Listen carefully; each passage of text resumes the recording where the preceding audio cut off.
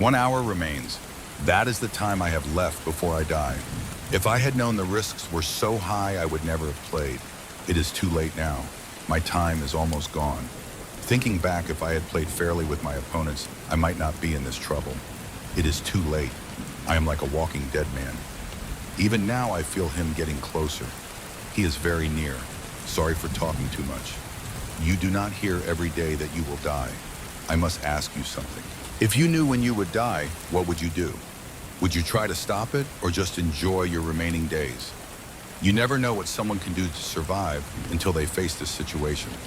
The things you might do could shock you and those around you. I know because for the past month, I lived on borrowed time. I took time from others. It is wrong, I know, but in this situation, honestly, you would do the same. I am sure of it. Okay, I am talking too much again.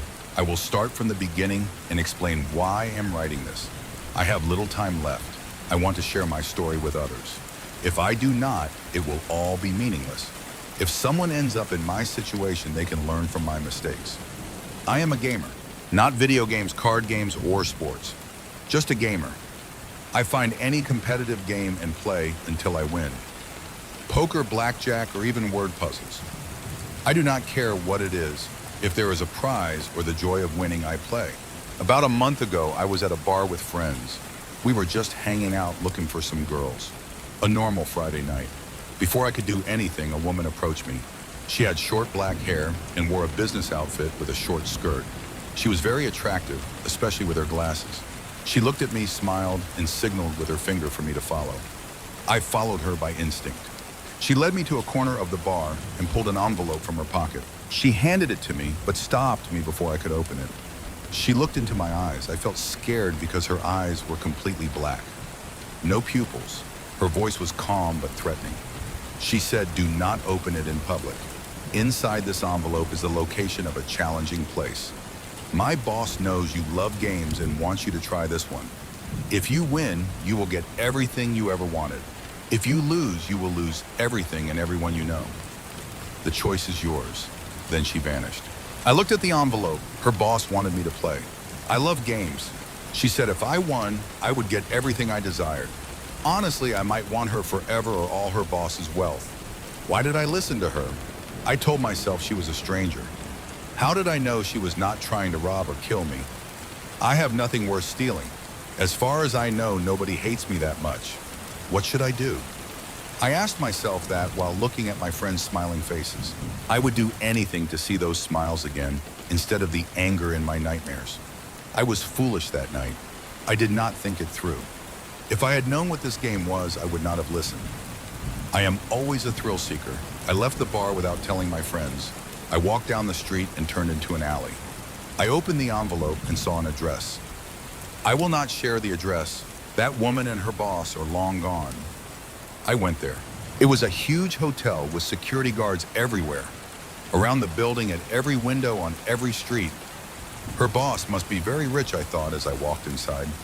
The woman was standing in an elevator, signaling me to follow. I got in with her. The elevator went to the top floor.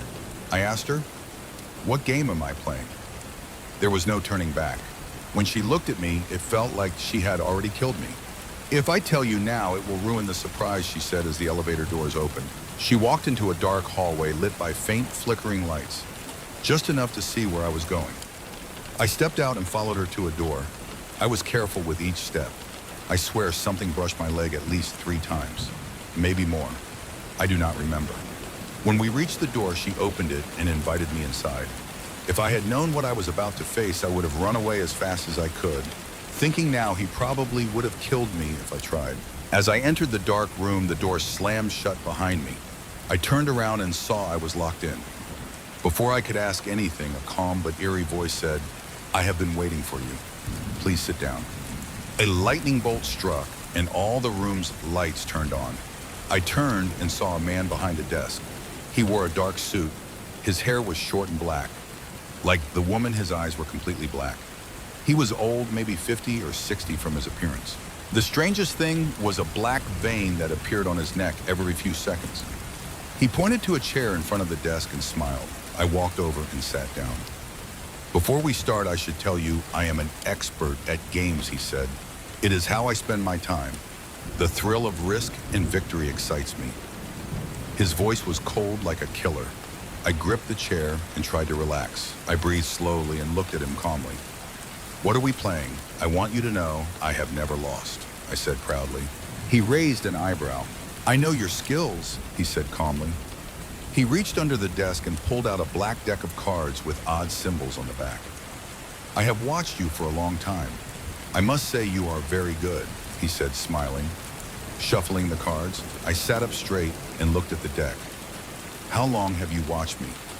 He looked at me and said, "Since you started playing." My eyes widened and I laughed. "Sure thing, sir. If you know me that well, you know I am great at card games. More importantly, why approach me now?" He looked at the desk, slammed the deck down, and spread it out in a line. "I know you are good at cards, but that is not what we are playing." I got curious as he picked up a card and showed it to me. It was a chessboard with skull-shaped pieces. He put it back and looked into my eyes. "Here is how it works. You pick a card and choose a game from it. Some games are simple, some have dangerous rules, some you have never heard of. Pray you do not pick the wrong one," he said seriously. I looked at the cards and asked why he looked annoyed. "Because then you will not be the same." He shuffled the deck again, slammed it down, and spread it out. He waited for me to pick a card. I looked at each card. They all looked the same. I could not tell them apart. I did not know what most of the games were. Which one, I kept asking myself. I reached out and picked one, hoping it was easy. His warnings echoed in my head. I was nervous, but did not know why. I have beaten everyone. This old man would be easy, I thought. But choosing a random game made me uneasy. I picked the middle card, closed my eyes, and flipped it over. When I opened my eyes, I did not understand what I saw. It was a picture of a man in the center, surrounded by screaming ghosts. I looked at the man. He was curious about my card. He gave a big evil smile and said, "Well, your life ends here, my friend. Your life clock is ticking." I was confused and he knew it. He lowered the card for me to see. "This is the death game. To win, you must outlive your opponent." I did not understand fully, but a watch appeared on my wrist. It had numbers counting down. 1 day, 24 hours, 60 minutes, 60 seconds. I was shocked when the watch appeared. I panicked more when it started counting down. I looked at the man in fear. He had a watch too, counting down the same time as mine. Here is the rule. Each person starts with two days. The watch counts down, showing your remaining time.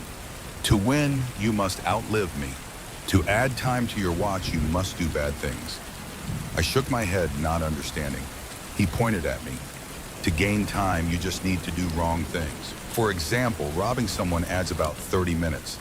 Killing someone or hurting an animal gives you an hour or more, depending on how bad the act is.